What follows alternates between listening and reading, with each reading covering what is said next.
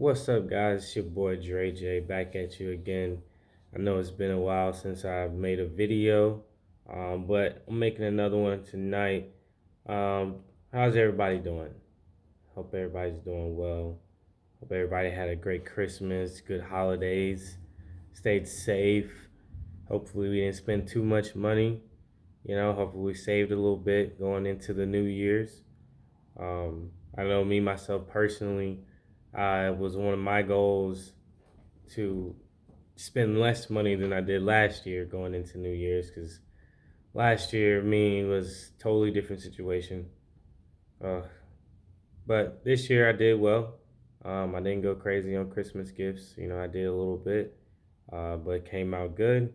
And ready for the upcoming year with investing and just getting my credit definitely way better than what it is now. It's not bad now, but everything is always taking things to new heights and new levels.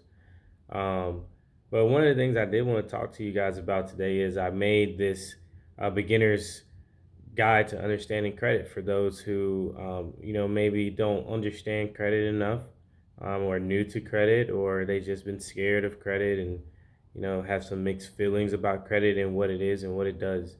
But this is available on my website. I will be doing a full video as well, discussing the course. Well, the credit guide. I'm gonna go over a little bit here that I have for you all. If you're watching, like and subscribe to the page. I'm going to be making more content more consistently soon. So when it comes to credit, guys, a lot of people I know, the biggest fear that they have with credit is that I'm spending money that I don't have, or how am I going to pay this money back? Or a lot of people get into the thing of where they spend this money on credit cards and they spend outside their means. And so why do we do this? Mostly I can say we do this because there's not a proper knowledge of how credit cards work, and just how important credit is to us.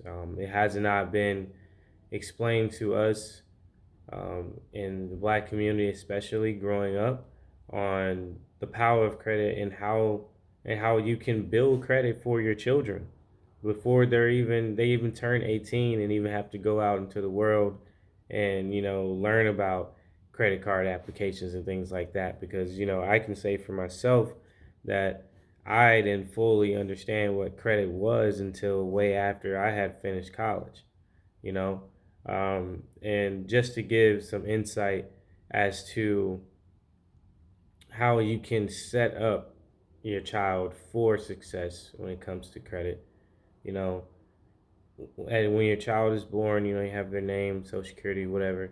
You opening up a credit card in that child's name, or just you putting that child as an authorized user under you, can help them build a good credit history. As long as provided your credit history stays well and you do what you need to do, then that child can have great credit.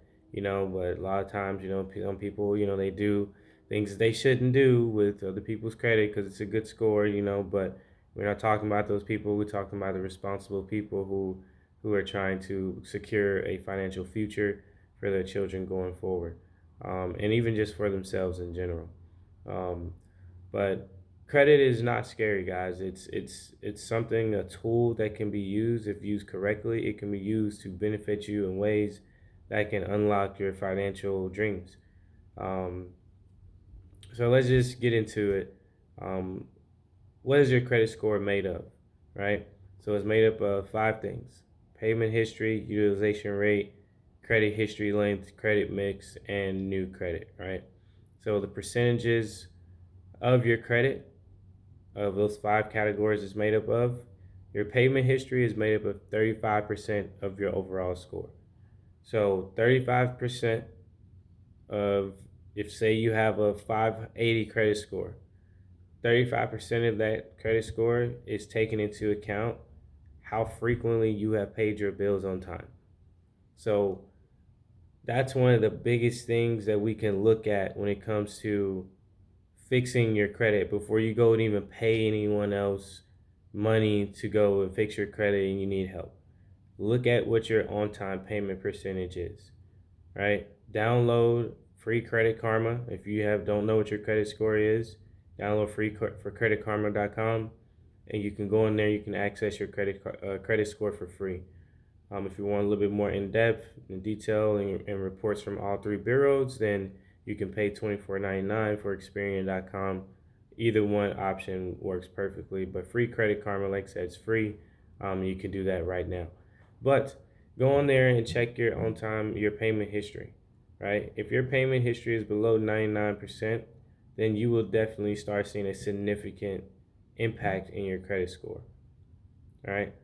So right now, if you just open up a credit card and you've made 17 out of 20 payments on time, you already know the percentage of that is what is right around 80%. So you're doing bad. I mean, but there's ways to improve that payment history, but obviously the number one thing is you want to make sure that you pay your bills on time. All right? Paying your bills on time, doing what you have to do, setting reminders. Auto draft is what the wealthy people do. That's what people do if you're able to, and you're responsible enough to keep those funds in your account. Setting up your accounts on auto draft will definitely save you a lot of headache and a lot of trying to figure out what's next to pay. Did I pay this yet? Did I not pay it? And it caused you to miss a day or two, and now you're late, right? We don't want to go through that. Second thing, utilization rate is 30%. So just these two, payment history and utilization rate, combined for 65% of your credit score. So you have two major things, two major categories that you already know that's 65% of your total credit. So with payment history and utilization into account, we know that as long as we can pay our bills on time and we can keep our utilization rate. We'll talk about what the perfect number of utilization rate is. If we can keep these numbers intact, then 65% of our score is going to be in the good. So now the other three categories we have to work on, which is credit history length, credit mix, and new credit mix, is going to just boost us in things that we can definitely work on over a period of time, right? But credit history length is worth 15% of your score, credit mix 10%, new credit is 10%, right? So when we talk about credit history length, what do we mean about credit history length, right?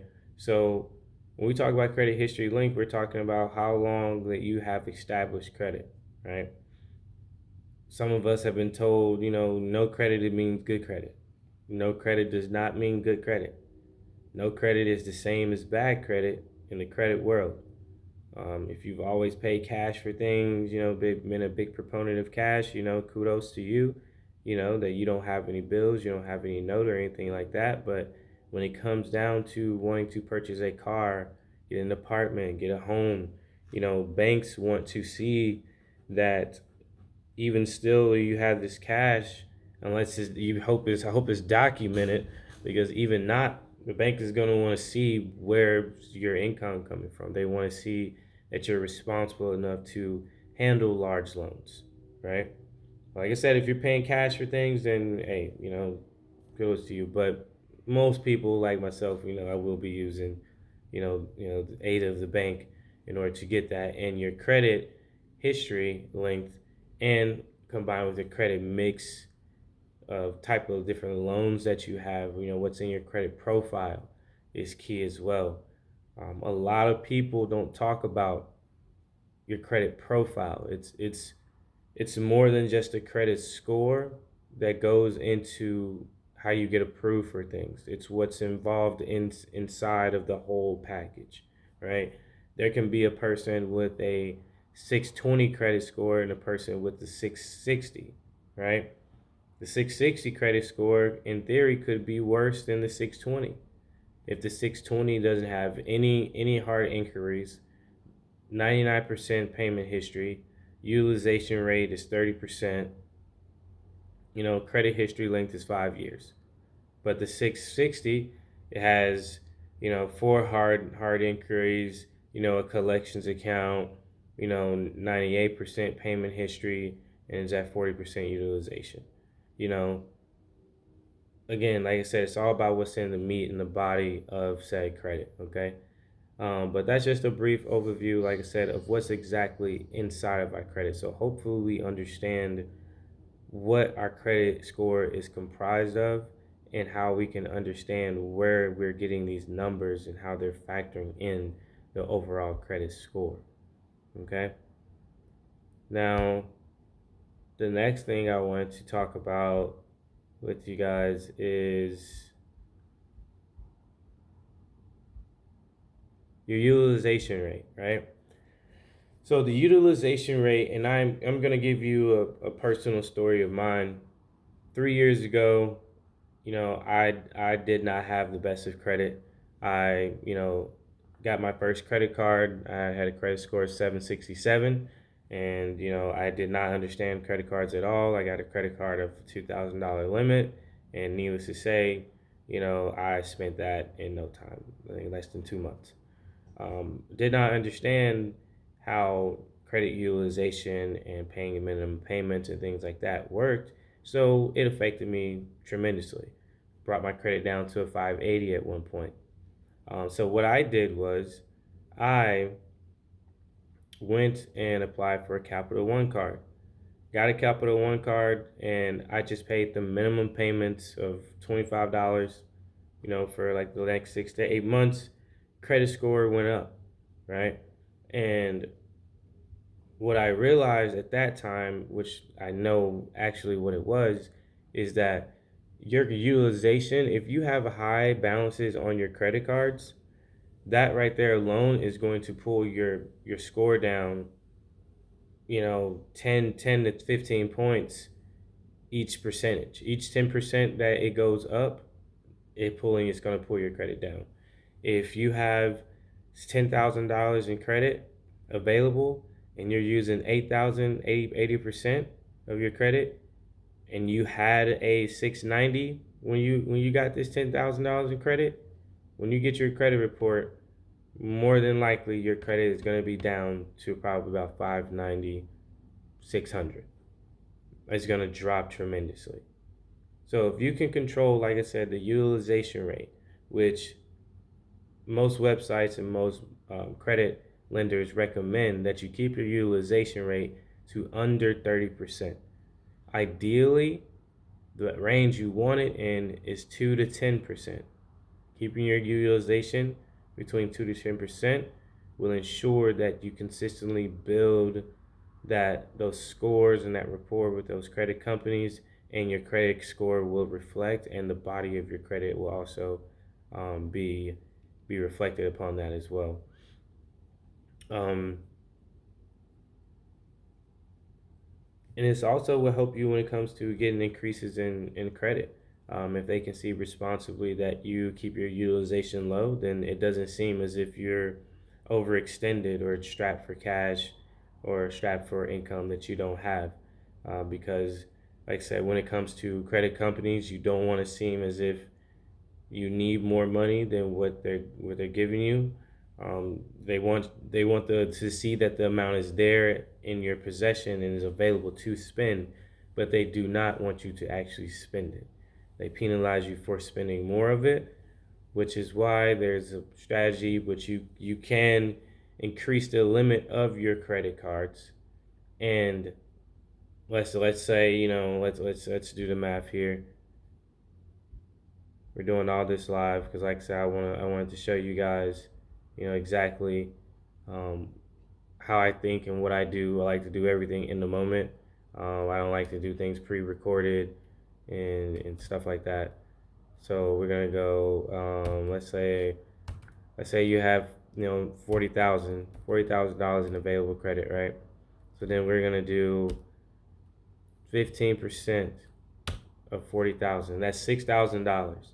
So If you use 15% of your total available credit of $40,000, you could essentially live off of $6,000 worth of your available credit and pay minimum payments on that on your monthly expenses using your credit card. Now, where the more advanced side comes into, you can apply for certain credit cards and take advantage of cash back options, airline miles, hotel rewards, travel stays, clothes.